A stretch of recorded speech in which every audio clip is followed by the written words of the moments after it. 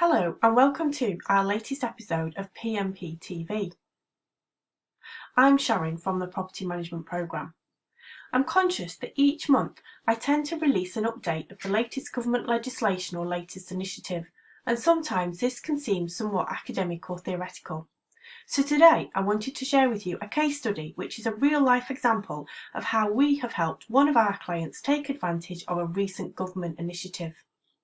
But before I begin, for those of you new to the Property Management Programme, let me give you a quick introduction to myself so you can see how I can help you. I'm Sharon Mashon. I work with Steve. He's my husband and business partner.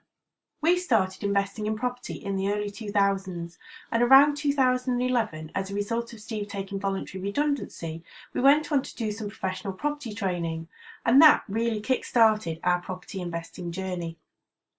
We quickly built our own portfolio. We attracted a joint venture partner, even though we weren't looking for one, to purchase even more property. And from that, we created our own property management company to manage the properties we were buying. This led us on to source properties, and we've helped investors based all over the world build their property portfolios too. We manage these properties for our clients, and nowadays we specialise in managing high-end HMOs across the Northwest.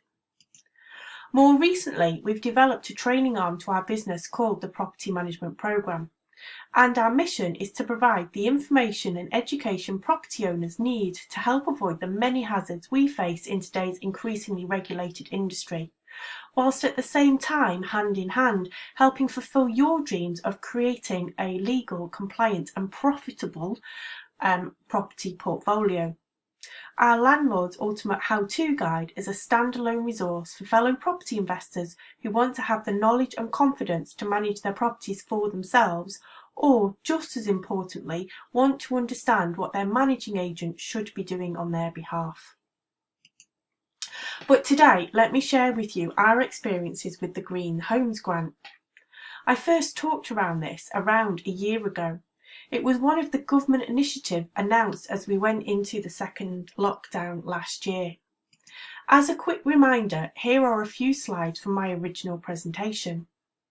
Applications for the grant were invited from September last year, and people could receive up to a maximum of £5,000 or even £10,000 if you were in receipt of benefits for energy efficiency improvements to your property.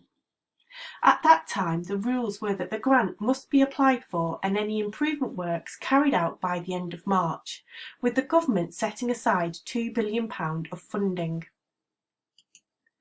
Interestingly, both homeowners and landlords in both the private rented sector and social housing sectors were eligible, so this was quite broad. There were some restrictions in that the grant only applied to England, so if you were in Wales, Scotland or Northern Ireland, then this didn't apply. New build properties were exempt, and you could not apply if you'd already received similar funding from other schemes. The Green Homes Grant was split into two elements. There were primary measures and secondary measures. Here's a list of the primary measures.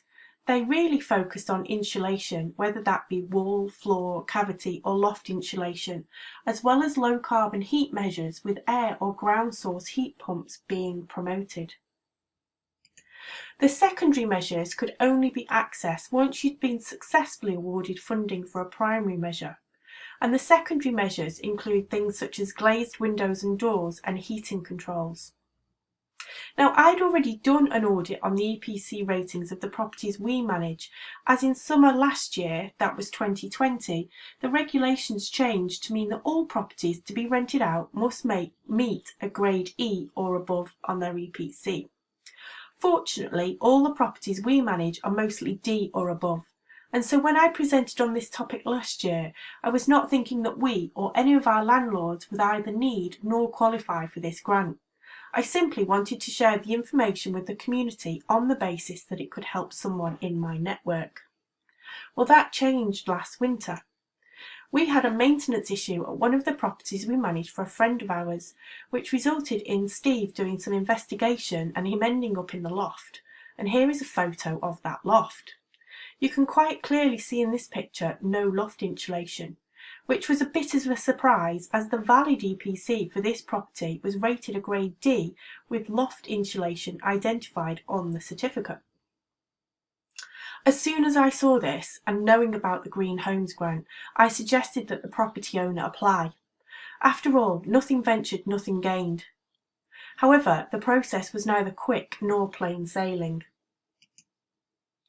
I started the initial application for our client, and he completed his personal information for the application and submitted it in early March. So we did meet the deadline in getting the application in. We heard nothing for many weeks, so the owner asked for a progress update around the end of April. At this point, he was told that he had failed to complete a section on the form, which, though clearly marked as optional, was now, they said, required, and they could not progress the application without this information. From discussions, it transpired that they were not going to proactively contact the property owner for this information, and had our client not chased his application, it would very likely have eventually lapsed. Having provided the requested information, the owner then heard nothing again until July, at which point, when his application was finally reviewed, by now the EPC had expired. He received an email saying his application had been declined as the EPC had now expired. Our client lodged an appeal and was given 14 days to provide a new EPC. We swiftly arranged for this to be done on his behalf and submitted it within the deadline. Finally, 8 months from the start of this process, our client has been awarded a grant to cover the cost of loft insulation in his property.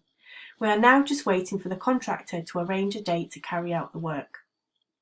The lessons from this experience are firstly to put forward an application. Overall, even though it has taken quite a long time, it has been worth the time and effort to obtain the grant. The second lesson is that the wheels of government turn very slowly, and you need to chase them. Fortunately, they have changed the rules in that the work did not need to be completed by the end of March after all, and our client now has a couple of months in order to get the work done. And finally, the key lesson is be persistent, don't give up, and address challenges and obstacles head on in order to overcome them. I'm going to close this episode with a reminder of a last consultation around EPC regulations, which was closed at the end of 2020. Essentially, it says that any property that's going to be rented out in the future will need to meet a grade C or above on their EPC rating.